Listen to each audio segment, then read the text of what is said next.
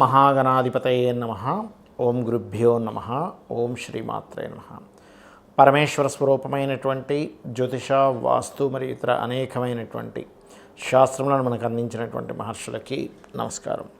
హయగ్రీవ హయగ్రీవ హయగ్రీవేతియో వదయత్తస్స నిస్సరతే వాణి జనుగన్యా ప్రవాహవత్. అరుణాం కరుణాతరంగితాక్షీం ధృతపాశాంకుశపుష్పబాణచాపాం అనిమాదిభిరావృతాం మయూకైః అహమిత్యేవ విభావయే భవానీం. శ్రీమాత్రే నమః.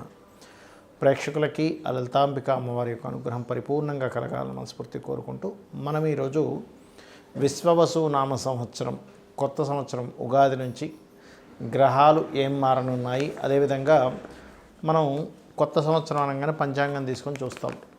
ఆదాయము, వ్యయము, రాజ్యపూజ్యము, అవమానము. అంటే మనకెంత ఈ సంవత్సరం ఆదాయం ఎంత ఉంది, ఫైనాన్షియల్గా గ్రోత్ ఎంత ఉంది, ఖర్చు ఎంత ఉంది, మనల్ని మెచ్చుకునే వాళ్ళు ఎంతమంది ఉన్నారు, ఇబ్బంది పెట్టే వాళ్ళు ఎంతమంది ఉన్నారు అనేటువంటి చూస్తాం. అయితే ఇందులో గ్రహాల యొక్క ప్రభావం ఎంత ఉంటుంది.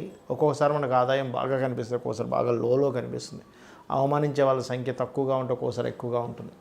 మరి దీన్ని ఇలాగే అనుభవించాలా, దీనికి ఏదైనా మనం కొన్ని చిన్న చిన్న పరిహారాలు చేసుకొని కూడా, చాలా పరిహారాలు ఉంటాయి, అందులో నేను మీకు కొన్ని చెప్తాను, చేసుకుంటూ కూడా మనం దీని నుంచి అధిగమించవచ్చా అనేటువంటి విషయాలు తెలుసుకుంటూ, అదేవిధంగా ఈ సంవత్సరం మనకి మేజర్ ప్లానెట్స్ అయినటువంటి రాహుకేతువులు మనకి రాహు కుంభంలోకి, కేతు సింహంలోకి మార్పు చెందుతున్నారు.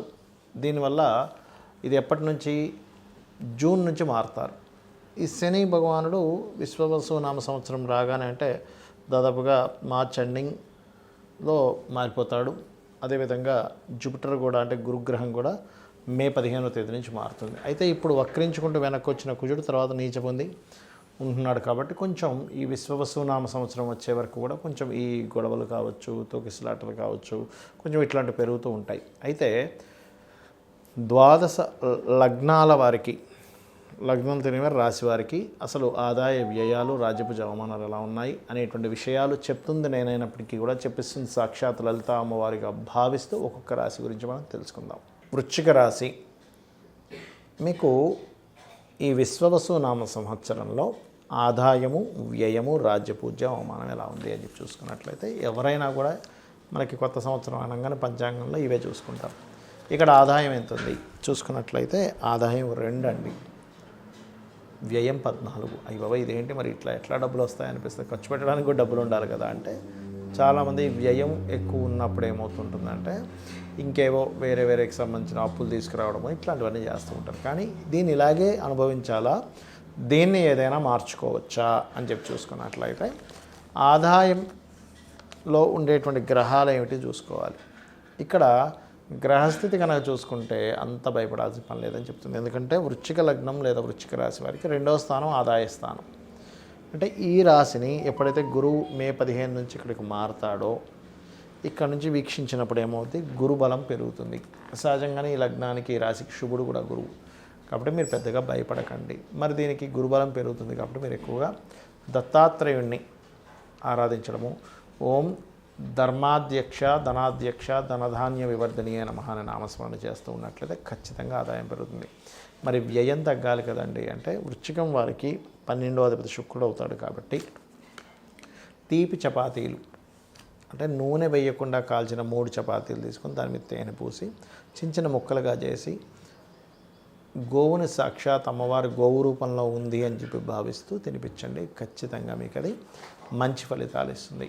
అదేవిధంగా ఇక్కడ రాజ్యపూజ్య అవమానం కనుక తీసుకున్నట్లయితే 5-2గా ఉంది, పర్లేదు. మెచ్చుకునే వాళ్ళ సంఖ్య 5 ఉంటే 2 అవమానించే వాళ్ళ సంఖ్య అది కామన్గానే ఉంటుంది ఎవరికైనా కూడా. సో దీని గురించి ఏం టెన్షన్ పడాల్సిన పని లేదు. ఇక మిగతా అంశాలు కనుక చూసుకున్నట్లయితే మొట్టమొదటిగా విశ్వవసు నామ సంవత్సరం మనకి ఎప్పుడైతే ఏప్రిల్ 1 నుంచి వస్తుందో, ఇక్కడ ఆ రోజు నుంచి కాస్త ఈ కుజుడు నీచపడి ఉంటున్నాడు కాబట్టి మొదటి 2-3 నెలల్లో కొంచెం లాంగ్ జర్నీ చేసేటప్పుడు కొంత జాగ్రత్తగా ఉండండి. ఫైనాన్షియల్ గ్రోత్ అయితే పెరుగుతుంది. ఎలాగో మీ యొక్క వృశ్చిక రాశి వారికి అర్ధాష్టమి శని అయిపోతుంది. అంటే ఎప్పుడైతే అర్ధాష్టమి శని అయిపోతుందో, మీరు గతంలో ఏవైతే ప్రాపర్టీ రిలేటెడ్, కన్స్ట్రక్షన్ రిలేటెడ్ సంబంధించిన ప్రారంభించారో ఆగిపోయినవి మళ్ళా కాస్త ముందుకు కదలడం జరుగుతుంది. కాకపోతే కొన్ని నిర్ణయాలు తీసుకునే విషయంలో విశ్వవసు నామ సంవత్సరంలో 5వ స్థానంలో శని ఉంటున్నాడు కాబట్టి నిర్ణయాల విషయంలో మీరు గతంలో జరిగిన ఇబ్బందుల వల్ల తొందరగా నిర్ణయం తీసుకోకుండా కొంచెం ఆలోచించి దాని గురించి కొంత ఒక ప్రణాళికాబద్ధంగా ముందుకు వెళ్ళడం జరుగుతూ ఉంటుంది, గుర్తుపెట్టుకోండి. అలాగే ఈ 6th లార్డ్ అంటే 1 and 6th లార్డ్ ఎప్పుడైతే కుజుడు నీచ స్థానంలో ఉంటారో ఇక్కడ ఏంటంటే ఈ 1 and 6 అంటే లగ్నాధిపతి షష్టమాధిపతి, ఈ కారకుడు ఎప్పుడైతే ఈ 6వ స్థానంలో ఉంటాడో దీనికి పర్టికులర్గా కలిగేటువంటి ఫలితాలు ఏమిటి అంటే ఇవి కొంచెం అప్పులు మొదటి 3 నెలలు అప్పులు ఇవ్వడం తీసుకునే విషయాల్లో కొంత జాగ్రత్తగా ఉండాలి అనేటువంటి చాలా స్పష్టంగా చూపిస్తుంది ఈ వృశ్చికం వారి కనుక చూసుకున్నట్లయితే. అలాగే మరొక విషయం ఏంటంటే రాజకీయపరమైన నిర్ణయాల విషయంలో కొన్ని తప్పిదాలు జరుగుతాయి వృశ్చికం వారికి ఎప్పుడైతే శని మారుతాడో, ఇది ముఖ్యంగా గుర్తుపెట్టుకోండి. అలాగే మరొక విషయం ఏంటంటే కాస్త ఈ ఉద్యోగ సంబంధించిన విషయంలో కేతువు మారుతున్నాడు కాబట్టి ఉద్యోగంలో మార్పులు చూపిస్తున్నాయి బలంగా. వివాహ సంబంధించినటువంటి విషయాల్లో కూడా చూసుకున్నట్లయితే కొంతవరకు పాజిటివ్గా ఉంది, మరీ నెగిటివ్ కాదు కానీ కొంతవరకు పాజిటివ్గా ఉంది. ఇక మీరు చేయవలసినటువంటి దేవతా ఆరాధన ఏమిటి? ఎక్కువగా మీరు దక్షిణామూర్తి యొక్క స్తోత్ర పఠనం చేయండి. దశమంలో కేతువు వెళ్తున్నాడు కాబట్టి కాస్త ఉద్యోగంలో ఏమైనా మార్పులు అవి మీకు కొంచెం అనిపిస్తున్నప్పుడు వెంటనే మీరు లలితా సహస్రనామాల్లో ఓం మాణిక్య మకుటాకార జానుద్వైవిరాజితాయ నమః అనే నామస్మరణ చేయండి, మీకు అన్ని విధాలా బాగుంటుంది. ఎప్పుడైనా ఒక్కోసారి ఈ ఎందుకంటే పంచమంలో శని సంచారం జరిగేటప్పుడు 3, 4 అధిపతి షేర్ మార్కెట్స్ విషయంలో ఇబ్బందిస్తారు కాబట్టి ఈ విషయంలో కొంచెం జాగ్రత్తగా ఉండండి. డైలీ ట్రేడింగ్స్ ఇట్లాంటివి జోలికి వీలైనంత మటుకు వెళ్ళకండి. ఇక మీరు నిత్యము చేయవలసిన దేవతారాధన దక్షిణామూర్తి ఆరాధన, కాలభైరవ అష్టకం కూడా చదువుకోండి, అన్ని విధాలా మీకు బాగుంటుంది. ఇక్కడ ఈ శని యొక్క మార్పు వల్ల చాలామంది చూసుకునేది ఏంటంటే ఏలినాటి శని వస్తుంది కదా, లేదా అర్ధాష్టమ శని వస్తుంది, అష్టమ శని వస్తుంది, లేకపోతే శని అయిపోతుంది అని కొంతమంది హ్యాపీగా ఉంటే కొంతమంది ఏమో రాబోతుంది అనేటువంటి దాంట్లో ఉంటారు. అందులో ముఖ్యంగా మేషం వారికి ఏలినాటి శని రాబోతుందని, మీనం వారికి రాశిలోకి వచ్చాడని శని, కుంభం వారికేమో శని ధనస్థానంలోకి వెళ్ళాడని, వీళ్ళ ముగ్గురు కొంచెం మార్పుని గమనిస్తూ ఉంటారు. అయితే ఇక్కడ మీకు చెప్పేది ఒకటే, శని ఎక్కడున్నా అంటే మీ జన్మజాతకంలో ఎనీ హౌస్ గుర్తుపెట్టుకోండి, ఆ హౌజ్కి సంబంధించిన విషయంలో కొంచెం స్ట్రెస్ అవుతూ ఉంటుంది, గుర్తుపెట్టుకోండి. లగ్నం నుంచి ఎన్నో స్థానంలో ఉన్నా కాకపోతే కొన్నిసార్లు ఏమవుతుందంటే మీకు కొన్ని సందర్భాల్లో ఈ శని భగవానుడు ఇచ్చేటువంటి రిజల్ట్స్ ఒక్కోసారి పాజిటివ్గా కూడా ఇస్తాడు, గుర్తుపెట్టుకోండి. ఎప్పుడూ నెగిటివ్గా ఉంటుందని రూల్ లేదు. కాకపోతే పాజిటివ్గా ఇవ్వాలి అంటే మీరు చేయవలసింది ఏమిటి తెలుసుకోండి ముందుగా. ఇక్కడ ఇంకొక విషయం చెప్పి నేను మీకు పరిహారం చెప్తాను శనికి సంబంధించిన విషయంలో. ఒకటి, శని నడుస్తుంది కదా వివాహం అవ్వదు అనుకుంటే తప్పు. శని భగవానుడు నడుస్తున్నాడు కదా, ఎక్కడా కూడా మీకు వివాహంతో పాటు సంతానం కలగదేమో అనుకుంటే కూడా తప్పు, రాజకీయంగా రాణించాలనుకుంటే కూడా తప్పు.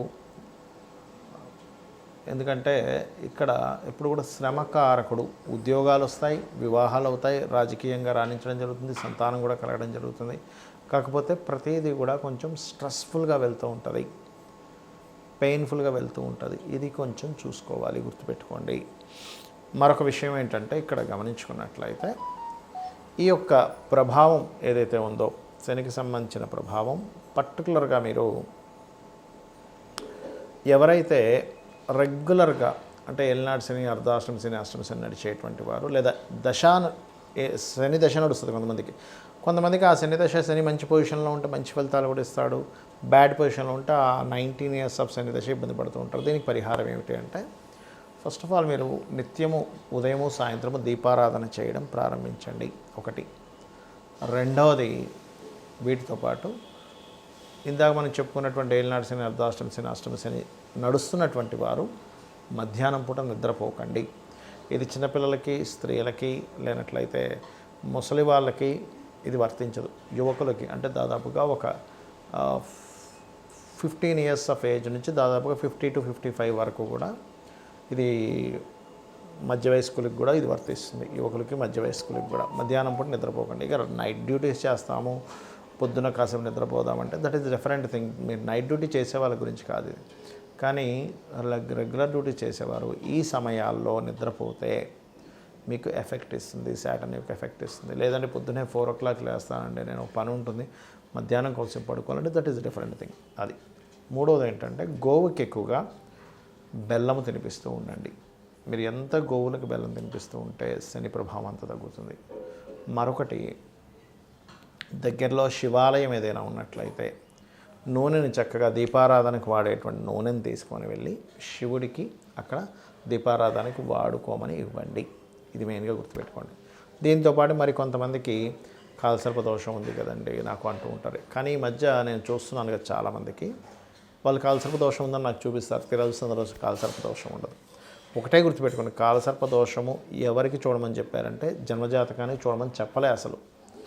మీకు ఒకవేళ అంతగా కాలసర్ప దోషం వల్ల ఇబ్బంది పడుతున్నాను అని అనుకుంటే కాళహస్తికి వెళ్ళిరండి, ఈశ్వరానుగ్రహంతో ఆ దోషం తగ్గిపోతుంది.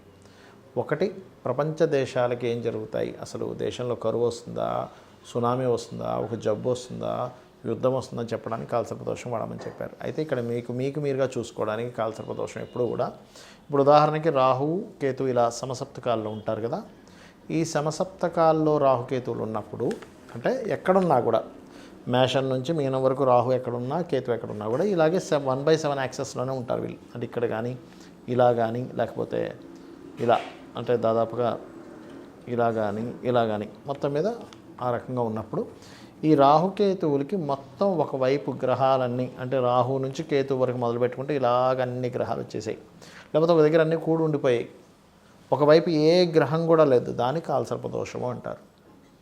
సింగిల్ గ్రహం బయట ఉన్నా అది క్యాన్సిల్ అవుతుంది, గుర్తుపెట్టుకోండి. ఇది దోషం. అంతేగాని చాలామంది ఏం చేస్తున్నారు, ఏమంటే నాకు ఉందంట అని చెప్పారని చూస్తే 2 గ్రహాలు, ఒక గ్రహం బయట ఉంటుంది, మిగతా గ్రహాలు అక్కడ ఉంటాయి. అది కాదు. సో ఫస్ట్ అది తెలుసుకోండి. అలాగే ఒకవేళ ఉన్నా కూడా కొంపలు మునిగిపోయేది ఏం లేదు. పెద్ద పెద్ద వాళ్ళకి 140 మంది ప్రెసిడెంట్లకు ఉంది కాలసర్ప దోషం. మరి వాళ్ళందరూ దేశాలు నేలట్లేదా? మెగాస్టార్ చిరంజీవి గారికి కూడా కాలసర్ప దోషం ఉంది. అంత మాత్రం చేత ఆయన ఎందుకు పనికి రాకుండా ఏం పోలేదు కదా, గొప్ప వ్యక్తి అయ్యాడు. కాబట్టి వాటిని మీరు పట్టించుకోకండి దయచేసి. దశేం నడుస్తుంది, మీరు ఏ ప్రయత్నం చేస్తున్నారు, దానికి సంబంధించిన స్పెసిఫిక్గా అదేంటి, అదేం ప్రయత్నం చేస్తున్నారు, ఏ బిజినెస్లోకి వెళ్తున్నారు, మీరు చేసే ప్రయత్నానికి ప్లాంటరీ పొజిషన్స్ గోచారం కానీ మహాదశ లేదా అంతర్దశలు కానీ ఎంతవరకు సపోర్ట్ చేస్తున్నాయి, సపోర్ట్ చేయట్లేదు, మీకు అది యోగం ఉందా లేదా. యోగం ఉన్నప్పుడు ట్రై చేయడం వేరు, యోగం లేనప్పుడు ట్రై చేయడం వేరు. అంటే ఉదాహరణకి తిరుపతికి వెళ్తున్నాం, అసలు ఆ రూట్లో తిరుపతి ఉంటే కదా మీరు వెళ్ళి ప్రయాణం చేసినా సరే మీరు ఆ తిరుపతికి వెళ్ళేది, అసలు ఆ రూట్లో తిరుపతే లేదు, ఎంత దూరం అని ప్రయాణిస్తారు, దాన్నే యోగం అంటారు. ఆ రూట్లో తిరుపతి ఉంటే కాదండి ఇంకొంచెం దూరం వెళ్తే రీచ్ అవుతామని చెప్పుకోవచ్చు, అసలు లేదు, పరిస్థితి ఏంటి. కాబట్టి ఏంటంటే ఇక్కడ నేను చెప్పేది ఒకటే, మీరు నిత్యము లలిత అమ్మవారి యొక్క స్తోత్ర పఠనం చేయండి, ఖచ్చితంగా మీకు అన్ని విధాలా బాగుంటుంది. ఆ లలితాంబిక అమ్మవారి యొక్క అనుగ్రహం మీకు పరిపూర్ణంగా కలగాలని, ఈ విశ్వవసు నామ సంవత్సరం మీకు అన్ని విధాలా బాగుండాలని కోరుకుంటూ శ్రీమాత్రే నమః.